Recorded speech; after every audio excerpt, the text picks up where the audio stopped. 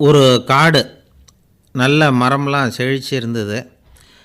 அப்படிப்பட்ட காட்டில் ஒரு சாது இருந்தார். அவர் எப்படின்னா, எப்பவும் ஒரு மரத்தடியில் உட்காந்துருப்பார். ஏன்னா அவருடைய இருப்பிடமே அதுதான்.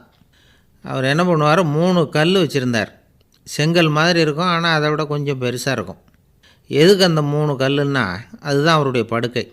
அதாவது தூங்குறப்ப ஒரு கல்லை தலைக்கு கீழே வச்சுக்குவார், இன்னொரு கல்லை இடுப்புக்கு கீழே வச்சுக்குவார், இன்னொரு கல்லை காலுக்கு கீழே வச்சுக்குவார். உடம்பை வந்து அப்படியே ஒரு தகட்டால் மூடிக்குவார். அப்படியே தூங்கி போடுவார். மழை பெய்யுதுன்னு வச்சுங்க, அவர் உடம்பு வந்து 3 கல் மேலே இருக்குதா, அதனால் தண்ணி வந்து அடியில் ஓடி போடும், உடம்பு நனையாது. மேலே தகடு இருக்கிறதுனால மழையும் உடம்புல படாது.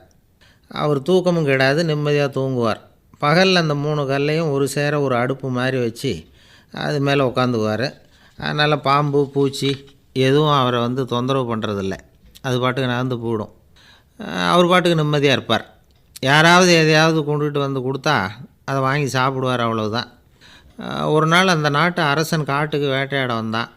அந்த வழியாக வந்தப்போ இந்த சாது படுத்துருக்கிறத பார்த்தான். பரிதாபப்பட்டான். ஐயோ பாவம், இவர் இப்படி இந்த கல் மேலே உடம்பை வச்சுக்கிட்டு தூங்குறாரே, என்ன பாடுபடுவார்.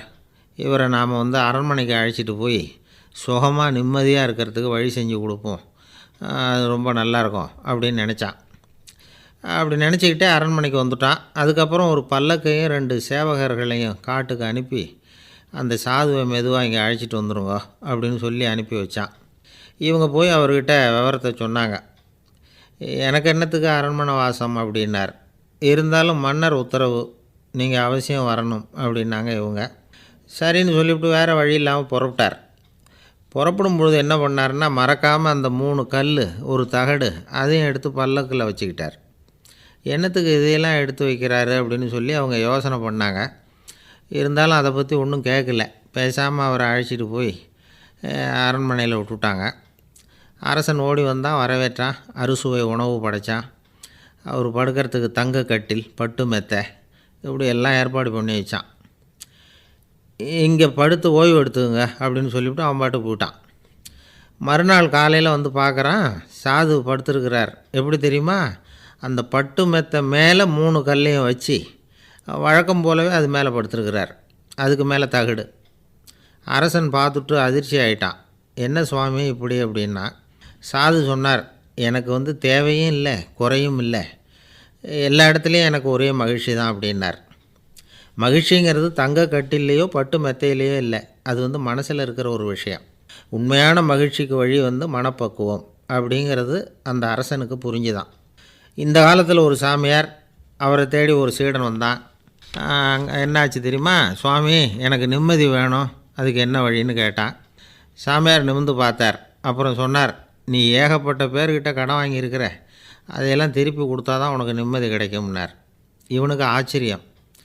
அது எப்படி சாமி, அவ்வளவு கரெக்டாக நான் கடன் வாங்கினதை கண்டுபிடிச்சிங்க அப்படின்னா, உனக்கு கடன் கொடுத்து சாமியாராக போனதே நான் தான்ப்பா, அதனால தான் இந்த கதிக்கு வந்தேன். என்கிட்டயே வந்து நிம்மதிக்கு வழி கேட்குறிய, அதுதான்டா வேதனை அப்படின்னாராம் அவர். ரொம்ப நாளைக்கு முன்னாடி ஒரு நாள் கோவலன் நாடகம் நடந்தது. எங்கே மதுரையில் நடந்தது. அதில் ஒரு முக்கியமான கட்டம். கண்ணகி கிட்ட சிலம்பை வாங்கிக்கிட்டு அதை விற்கிறதுக்காக மதுரை நகருக்கு புறப்படுறான் கோவலன். அந்த சமயத்தில் கண்ணகி பாடுற மாதிரி ஒரு நாடக பாடல், நாடக ஆசிரியர் எழுதினது. அது என்ன பாட்டுன்னா, மா பாவியோர் கூடி வாழும் மதுரைக்கு மன்னா போகாதீர் என்று அப்படின்னு ஆரம்பிக்கும் அந்த பாட்டு. இதுதான் அந்த பாட்டு. இதை கண்ணகி வந்து மேடையில் பாடின உடனே கூட்டத்தில் சலசலப்பு. நம்ம ஊர்லேயே வந்து நமக்கு முன்னாடியே நின்றுக்கிட்டு மா பாவியோர் கூடி வாழும் மதுரை அப்படின்னு சொல்கிறாங்களே, என்ன தைரியம் அப்படின்னு எல்லாம் குழப்பம் பண்ண ஆரம்பிச்சிட்டாங்க. மக்கள் சத்தம் போட ஆரம்பிச்சிட்டாங்க. எதிர்ப்பு குரல் அது பாட்டுக்கு வர வர அதிகமாக போட்டுது. கொண்டுக்கிட்டு வா அந்த நாடக ஆசிரியரை, எழுதுனது யார் அப்படின்னு ஒரே சத்தம் கூச்சல். வேறு வழி இல்லை. மெதுவாக மேடைக்கு வந்தார் அந்த நாடக ஆசிரியர். 4 பக்கத்திலிருந்தும் கேள்வி கணைகள். மக்களை பார்த்து கொஞ்சம் அமைதியாக இருங்கோ அப்படின்னு சொல்லிவிட்டு தன்னுடைய விளக்கத்தை சொல்ல ஆரம்பித்தார் அந்த நாடக ஆசிரியர். மா அப்படின்னு சொன்னால் திருமகளாகிய லட்சுமி அப்படின்னு அர்த்தம். பா அப்படின்னா கலைமகளாகிய சரஸ்வதி. வி அப்படின்னா மலைமகளாகிய பார்வதி. மா பாவியோர் அப்படின்னா திருமகளும் கலைமகளும் மலைமகளும், இவங்க மூவரும் அப்படின்னு அர்த்தம்.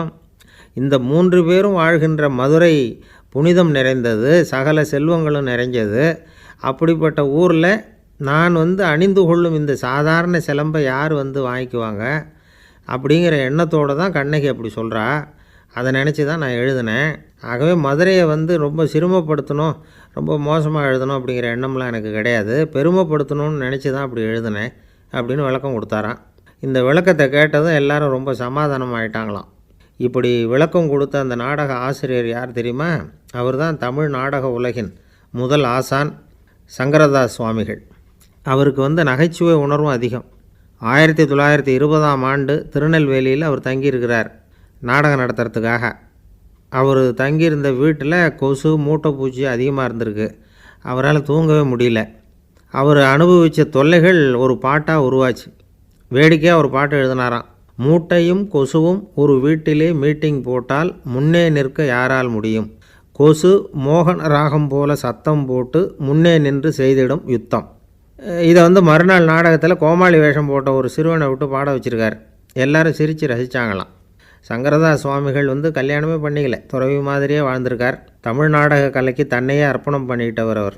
1922 நவம்பர் மாதத்தில் ஒரு நாள் புதுச்சேரியில் அவர் வாழ்க்கை முடிஞ்சுது. அப்போ அவருக்கு வயசு 55. சங்கரதாஸ் சுவாமிகள் நாடக ஆசிரியர் மட்டும் இல்லை, மேடை நாடக இயக்குனர், தயாரிப்பாளர். அவரே ஒரு சிறந்த நடிகர். ஒரு தடவை சாவித்திரி நாடகத்தில் இவர் யமதர்மனாக வேஷம் போட்டு நடிச்சிருக்கிறார். நாடகம் பார்த்துக்கிட்டு இருந்த கருவுற்ற ஒரு பெண்மணிக்கு பயத்தினால அங்கேயே குழந்தை பிறந்துட்டு தான். அந்த நிகழ்ச்சிக்கு அப்புறம் இவர் இந்த வேஷம் போடுறப்போலாம் ஜனங்களுக்கு முன்கூட்டியே எச்சரிக்கை கொடுக்க ஆரம்பிச்சிருவாராம். அதாவது அப்படி யாராவது பயப்படுறவங்க இருந்தால் கொஞ்சம் கண்ணை மூடிங்க அல்லது எழுந்திரிச்சு போடுங்கன்னு. நடிப்புன்னா அப்படிலாம் இருக்கணும். இந்த காலத்தில் நடிகர் ஒருத்தர் சொன்னார், சார் நான் இந்த நாடகத்தில் நடிக்கிறப்போ முகத்தில் நவரசங்களையும் காட்டி நடித்தேன், உணர்ச்சிகளையெல்லாம் நல்லா காட்டி நடித்தேன். அப்படி இருந்து ஜனங்கள் கல் எடுத்து மேடையில் வீசிவிட்டாங்க சார் அப்படின்னார். நாடகத்தில் உங்களுக்கு என்ன வேஷம் அப்படின்னு கேட்டாங்க. அது செத்து கிடக்கிற பணமாக நடித்தேன் சார் அப்படின்னார். ஒருத்தர் ரொம்ப கவலையோடு உட்காந்துருந்தார். எதை பற்றி சார் கவலைப்படுறீங்கன்னு கேட்டோம். எதிர்காலத்தை பற்றி கவலைப்படுறேன்னார். ஏன்னு கேட்டோம். என்ன பண்ணுறதுன்னே தெரியல சார், எதிர்காலம் ஒரே இருட்டாக இருக்குது, பாதையே புரியலன்னார். இன்றைக்கி நம்ம இளைஞர்கள் பல பேருக்கு எதிர்காலம் இருட்டாக தான் தெரியுது. அவங்கெல்லாம் இந்த கதையை கொஞ்சம் கேட்கணும். ஒரு மலை அடிவாரத்தில் ஒரு சின்ன கிராமம். அந்த மலை ரொம்ப உயரமானது. அடர்த்தியாக செடி கொடிகள் மரங்கள் அதில் மண்டி கிடக்குது. பகல் வேளையில் இருட்டாக தான் இருக்கும், அவ்வளோ அடர்த்தி. அந்த மலை உச்சியில் ஒரு கோவில். நாள் ராத்திரியே புறப்பட்டால் தான் காலையில் அந்த கோவிலுக்கு போய் சேர முடியும். கிராமத்து இளைஞன் ஒருத்தன் அந்த மலை உச்சிக்கு போக வேண்டியிருந்தது. கையில் ஒரு விளக்கை எடுத்துக்கிட்டு நாள் ராத்திரியே புறப்பட்டான். புறப்பட்டு போனவன் கிராமத்து எல்லையிலேயே நின்றுட்டான். ஏன் தெரியுமா? அவன் கையில் இருந்த விளக்கோட வெளிச்சம் 10 அடி தூரத்துக்கு தான் தெரியுது. அது வரைக்கும் தான் பாதை தெளிவாக இருக்குது. அதுக்கு அப்பாலெல்லாம் ஒரே இருட்டாக இருக்குது, பாதை புரியல. இவன் யோசனை பண்ணி பார்த்தான். மனசுக்குள்ளே ஒரு சந்தேகம். 10 அடி தூரம் தானே வெளிச்சம் தெரியுது, அப்படின்னா நாம் 10 அடி தூரம் தானே போக முடியும். அதுக்கும் அந்தாண்ட ஒரே இருட்டாக இருக்குதே, அதில் எப்படி நாம் நடந்து போகிறது? நாம் ரொம்ப தூரம் நடந்து போய் ஆகணுமே. அப்படிப்பட்ட நினப்பெல்லாம் அவனுக்கு வந்துவிட்டது. இதுதான் அவன் மனசில் ஏற்பட்ட தயக்கம். இப்படி யோசிச்சுக்கிட்டே அந்த இளம் ஆசாமி புறப்பட்ட இடத்துலையே நின்றுக்கிட்டு இருக்கிறான். அந்த சமயத்தில் ஒரு வயசான பெரியவர் அந்த பக்கமாக வந்தார். அவர் கையில் இதை விட சின்னதாக ஒரு விளக்கு வச்சுருந்தார்.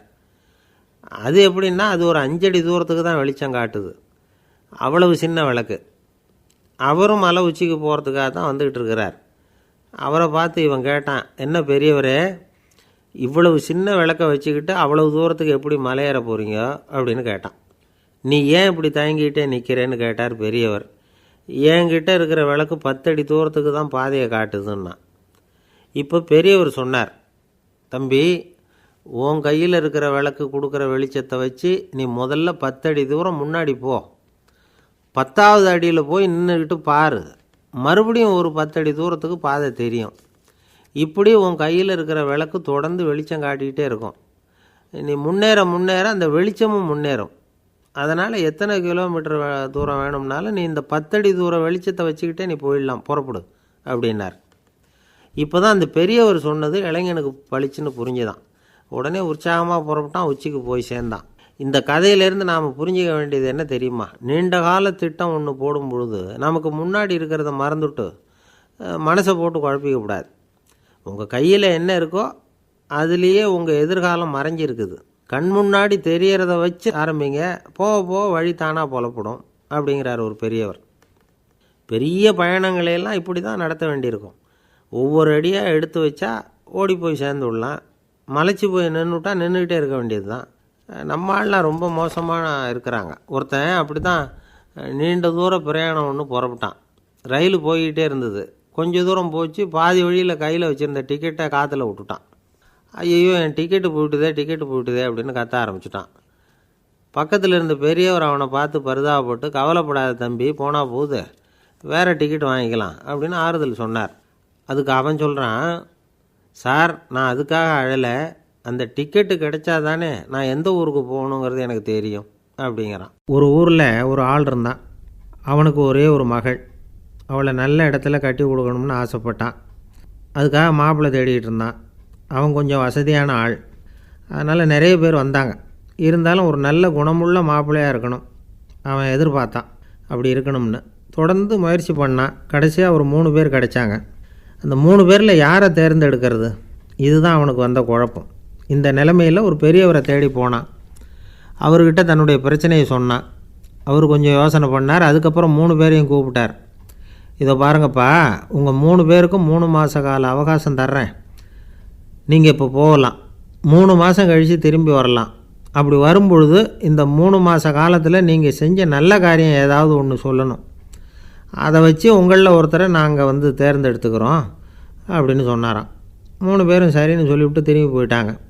3 மாதம் ஆச்சு. அதுக்கப்புறம் ஒரு நாள் திரும்பி வந்தாங்க. அவர் அவங்கள கூப்பிட்டு உட்கார வச்சார். அப்புறம் கேட்டார், இப்போ சொல்லுங்கள், இந்த 3 மாத காலத்தில் நீங்கள் செஞ்சுருக்கிற ஏதாவது ஒரு நல்ல காரியத்தை சொல்லுங்க அப்படின்னார். முதல்ல ஒருத்தன் எழுந்திரிச்சு நின்னான். ஐயா, எங்கள் அப்பா இறந்த பிறகு அவரோட கணக்கு வழக்குகளை எடுத்து பார்த்துக்கிட்டு இருந்தேன். அவர் ஒரு வியாபாரிகிட்ட 10,000 ரூபா கடன் வாங்கியிருக்கிறதாக எழுதியிருந்தார். அந்த வியாபாரியும் இப்போ உயிரோடு இல்லை. இருந்தாலும் அந்த வியாபாரியோட மகனை தேடி கண்டுபிடிச்சேன்.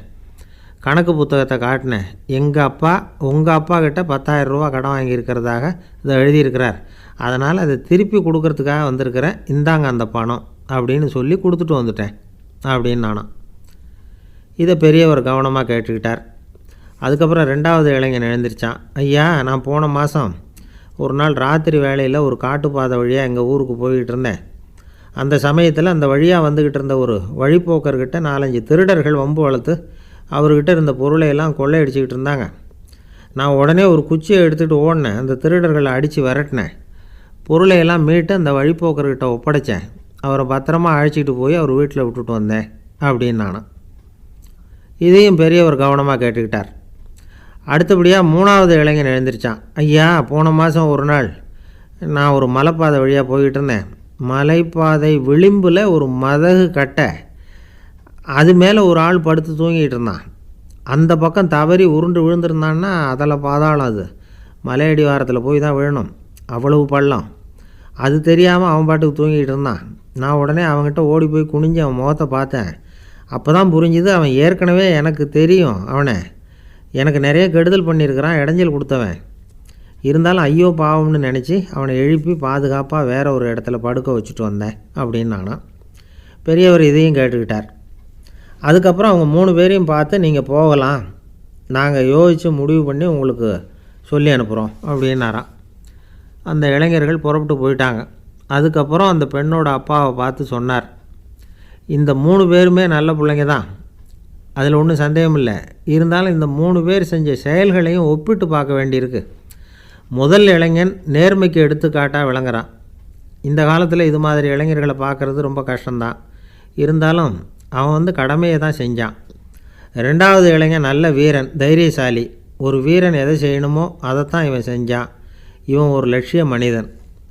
3வது இளைஞன் தன்னுடைய பகைவனுக்கே உதவி செஞ்சுருக்கான். அவன் உயிரை காப்பாற்றியிருக்கிறான். பகைவனுக்கு அருள்வதுங்கிறது ஒரு சாதாரண மனுஷனால் செய்யக்கூடிய காரியம் இல்லை.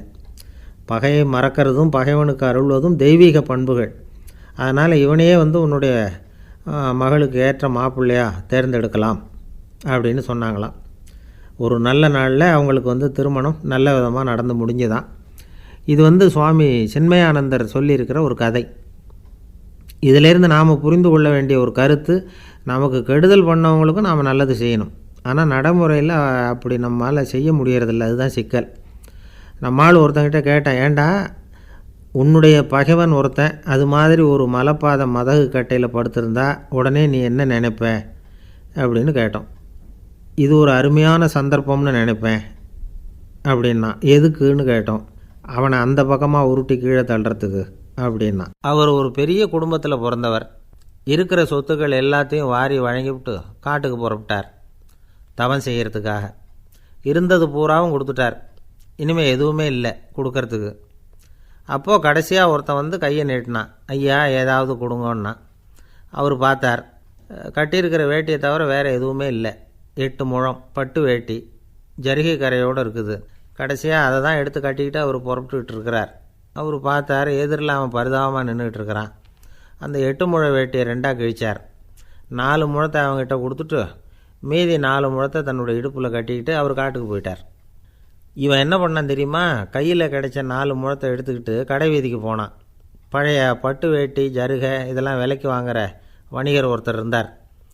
அவர்கிட்ட போனான். இதை விலைக்கு எடுத்துக்கிறீங்களான்னு கேட்டான். அவர் வாங்கி பார்த்தார். ஆஹா, ரொம்ப அருமையான வேட்டி, விலை ஒசந்த ஜருகை, இது ஏது உனக்குன்னு கேட்டார். அவன் நடந்ததை சொன்னான். அப்படின்னா ஒன்று செய், இந்த வேட்டியோட இன்னொரு பாதியையும் மெதுவாக வாங்கிட்டு வந்துரு, உனக்கு நிறைய பணம் தரேன் அப்படின்னார் அந்த வணிகர். இவன் கொஞ்சம் யோசனை பண்ணி பார்த்தான். கொஞ்சம் இருங்க, அதை வந்துவிடுறேன் அப்படின்னு சொல்லிவிட்டு நேராக காட்டுக்கு போனான். அவர் எங்கே இருக்காருன்னு தேடி கண்டுபிடிச்சான். அவர் ஒரு இடத்துல தவக்கோலத்தில் இருக்கிறார். கட்டியிருந்த இடைவேட்டியும் அவரை அறியாமலே நழுவி கீழே விழுந்து கிடக்குது. இவனுக்கு ரொம்ப வசதியாக போச்சு. அவரை கேட்க வேண்டிய அவசியமே இல்லை.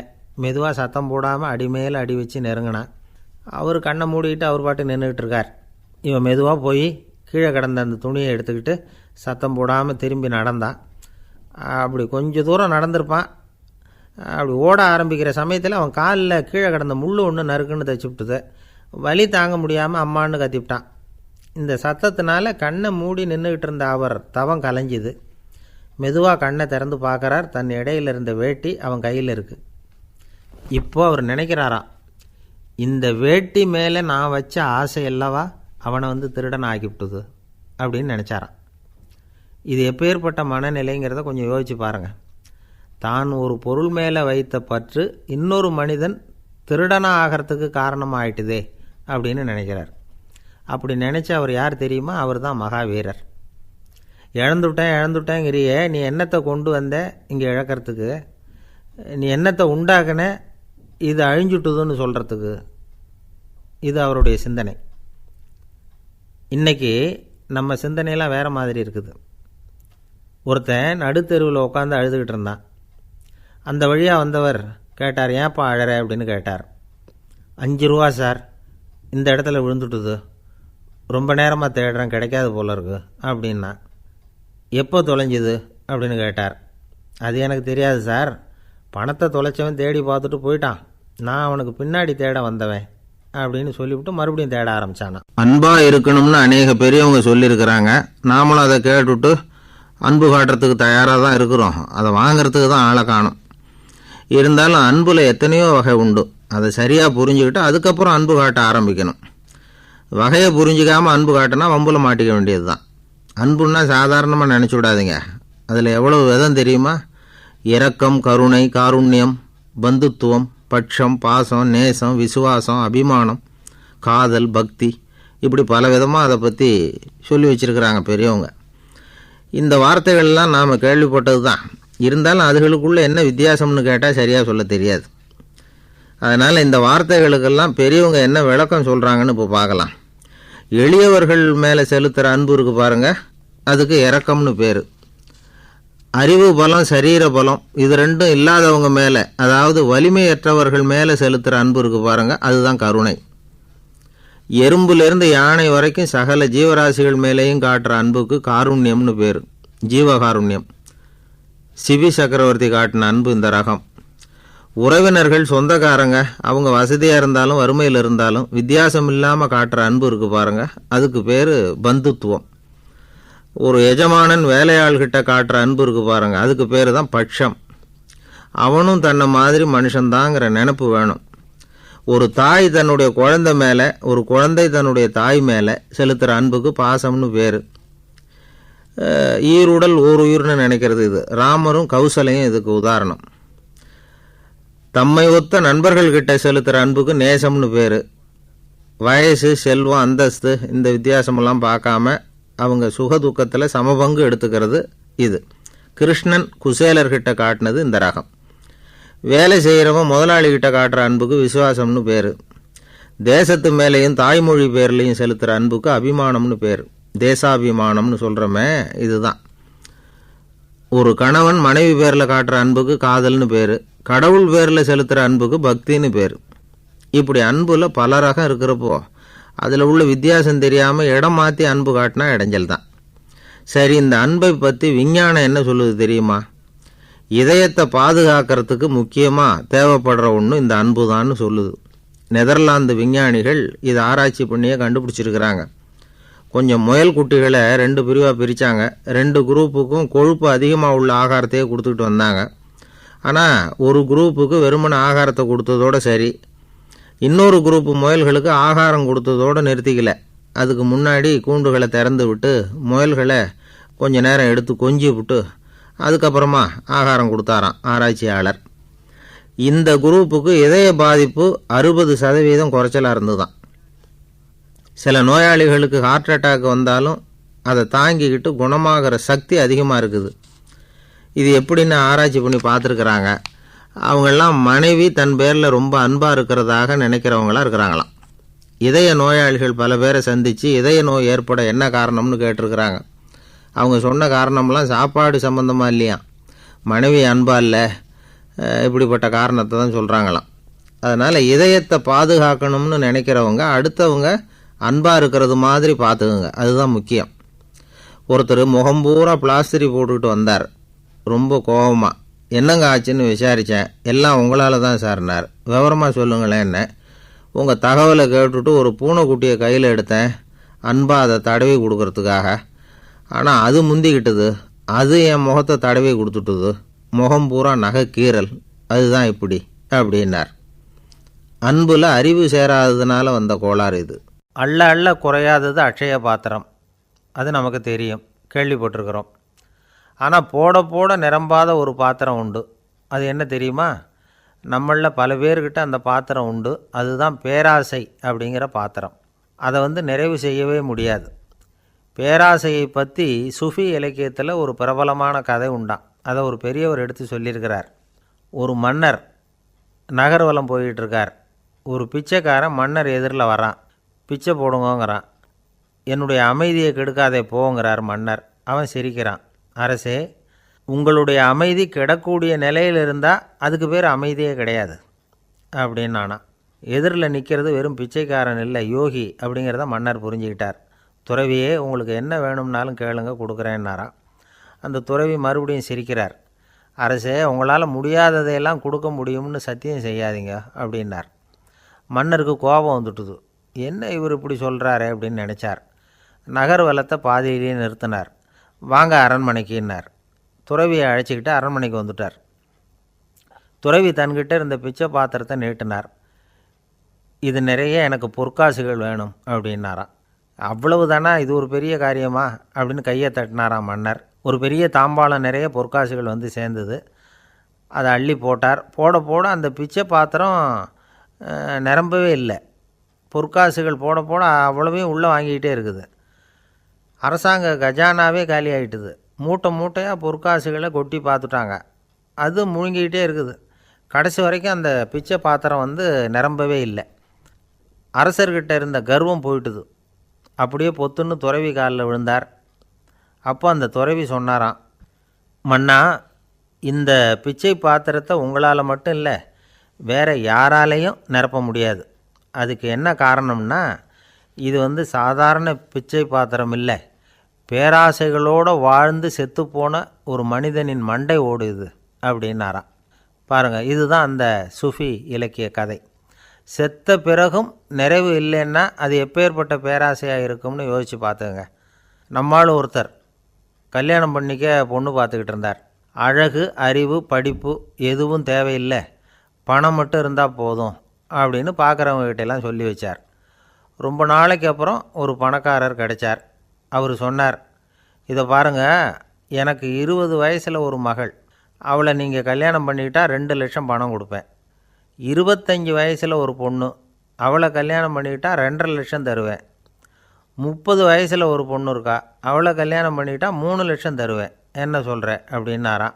இவன் கொஞ்ச நேரம் யோசித்து பார்த்துருக்கான். அதுக்கப்புறம் மெதுவாக அவரை நிமிர்ந்து பார்த்து, ஏன் சார், உங்ககிட்ட 50 வயசில் ஏதாவது பொண்ணு இருக்கா அப்படின்னு கேட்டானான். ஒருத்தர் ரொம்ப அவசரமாக வந்தார்.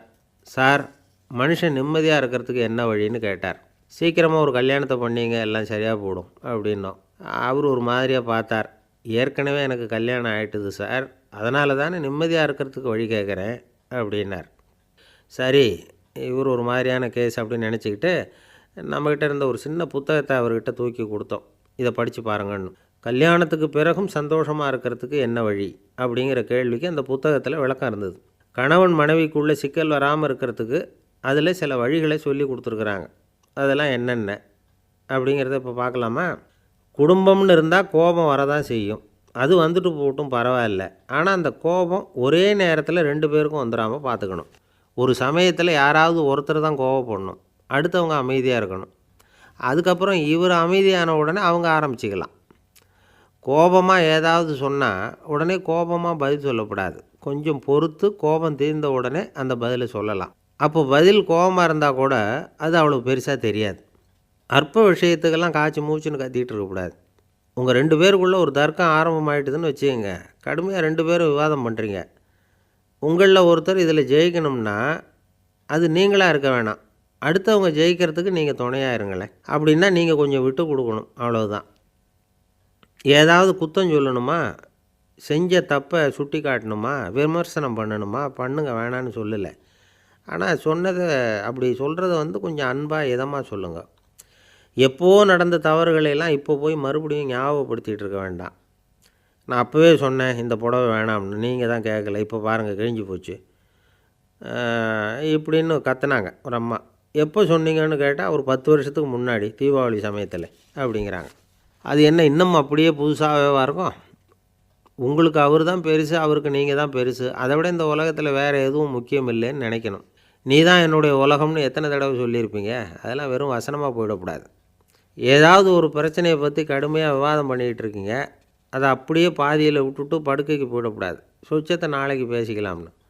அப்படி போனால் தூக்கம் வராது. பிரச்சனையை ஒரு முடிவு பண்ணிக்கிட்டு அதுக்கப்புறமா தூங்க போகணும். ஒரு நாளில் ஒரு தடவையாவது உங்கள் ஜோடியை பாராட்டி நல்ல விதமாக கனிவாக ஒரு வார்த்தை சொல்லணும் அப்படின்னு தீர்மானம் பண்ணிங்க. ஏதாவது தப்பு பண்ணிவிட்டீங்கன்னா பரவாயில்ல, அதை ஒத்துக்கிறதுக்கும் மன்னிப்பு கேட்குறதுக்கும் தயாராக இருக்கணும். அது ஒன்றும் கேவலம் கிடையாது. வீட்டுக்குள்ளே தானே கேட்க போகிறீங்க, வெளியில் யாருக்கு தெரிய போகுதோ? எப்படியோ உங்களுக்குள்ளே ஒரு சமரசம் ஆனால் சரிதான். ஒரு தகராறுன்னு எடுத்துக்கிட்டால் குறைஞ்சபட்சம் அதுக்கு 2 பேர் தேவை.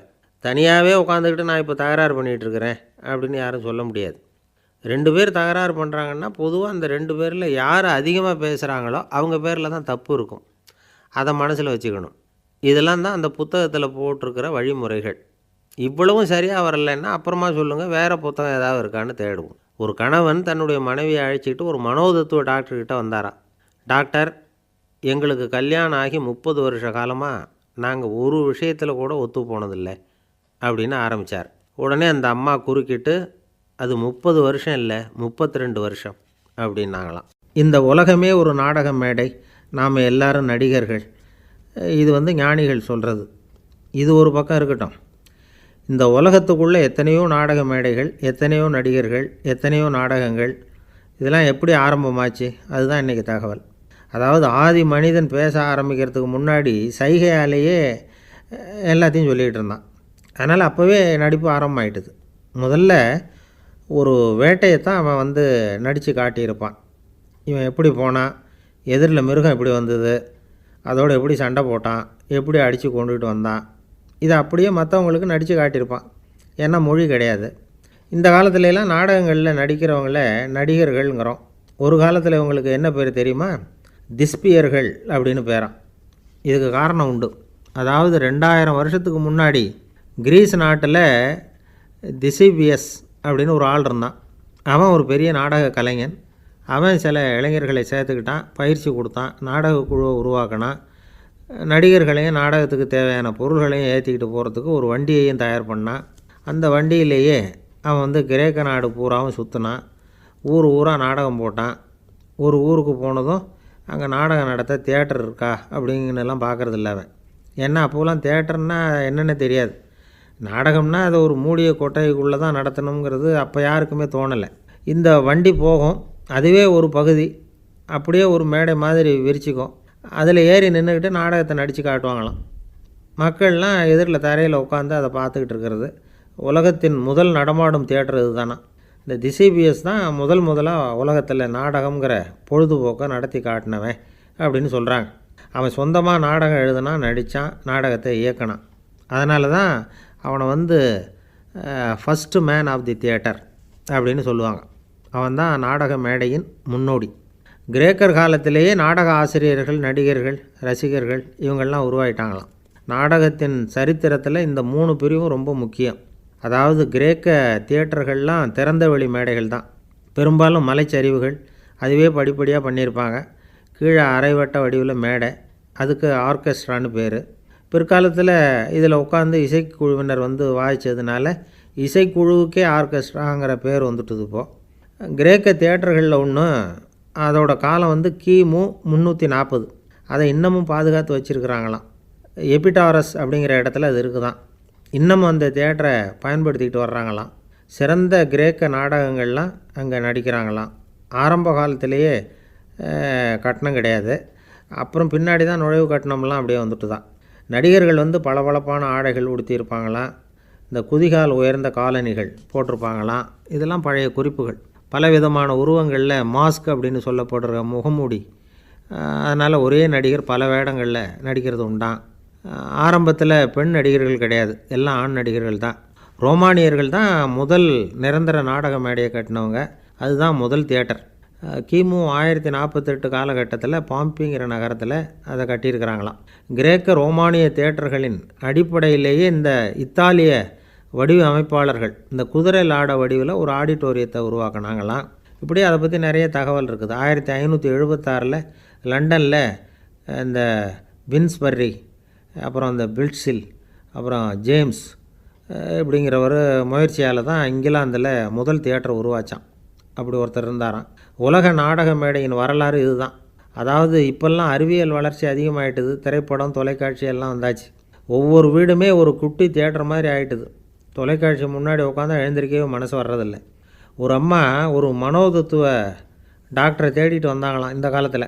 டாக்டர், எங்கள் வீட்டுக்காரர் எப்போ பார்த்தாலும் டிவி முன்னாடி உட்காந்துக்கிட்டு அதையே வெறிச்சு பார்த்துக்கிட்டு இருக்கிறார், உத்து பார்த்துக்கிட்டு இருக்கார், எனக்கு சந்தேகமாக இருக்குன்னாங்களாம். இது மனக்கோளாறு இல்லைங்க, ஆர்வக்கோளாறு, அவ்வளவுதான், இதுக்காக பயப்படாதீங்கன்னாரான் டாக்டர்.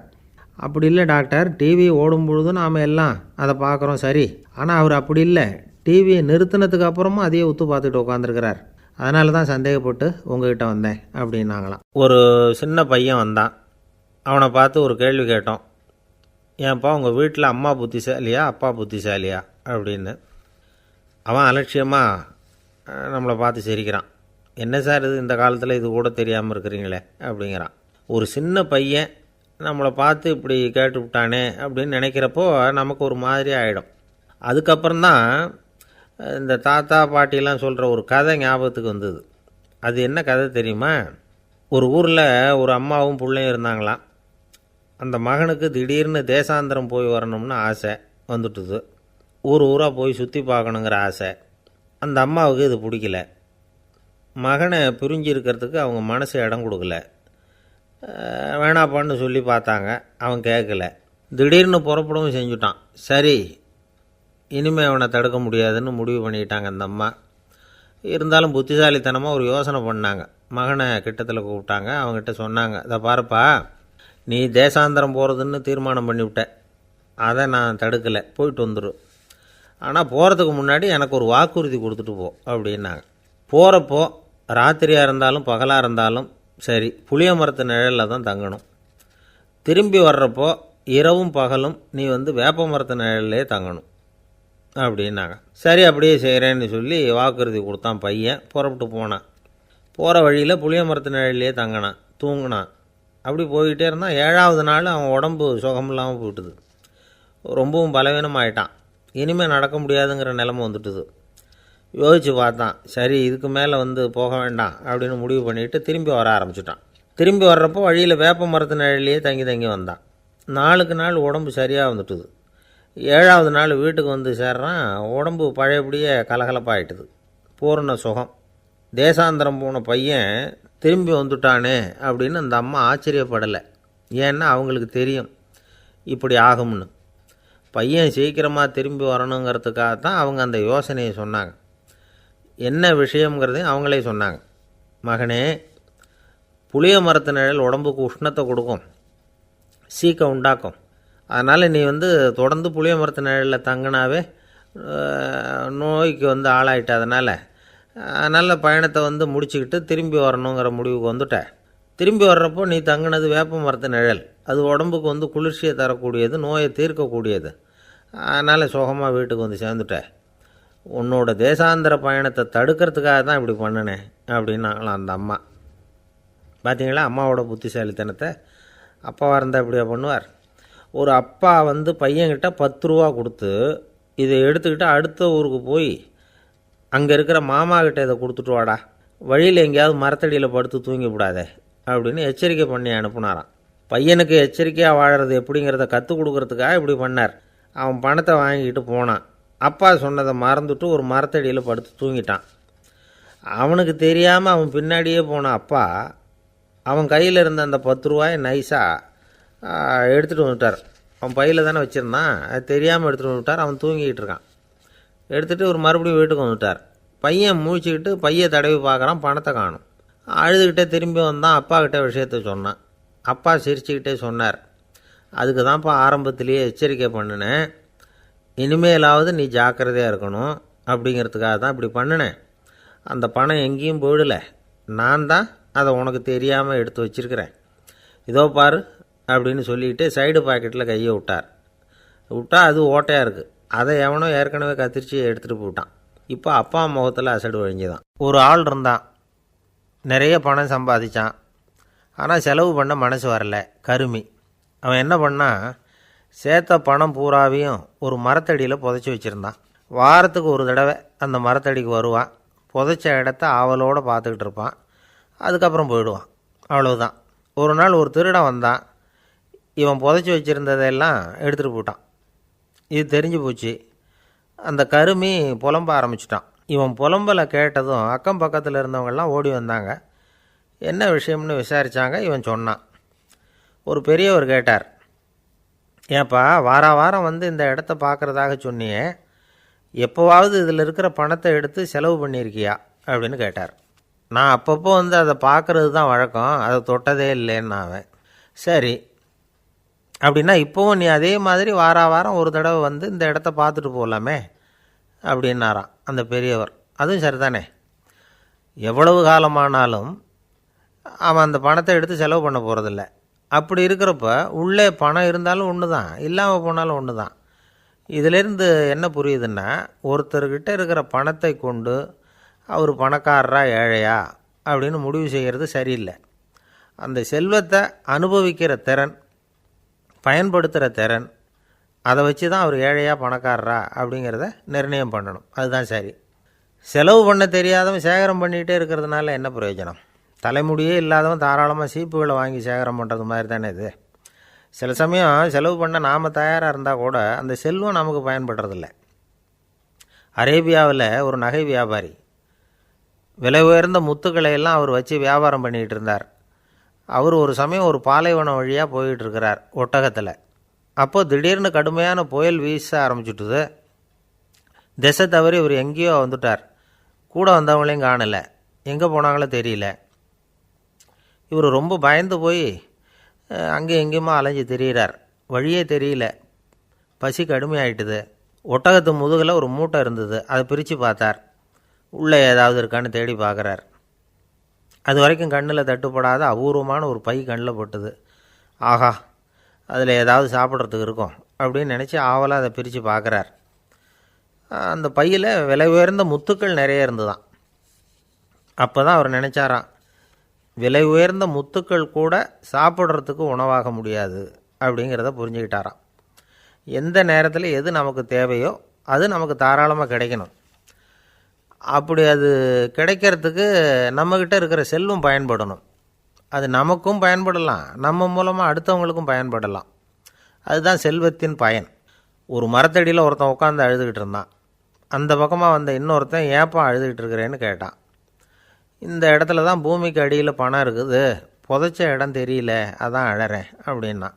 நல்லா ஞாபகப்படுத்தி பாரு, எந்த இடத்துல புதைச்ச அப்படின்னு கேட்டான் இவன்.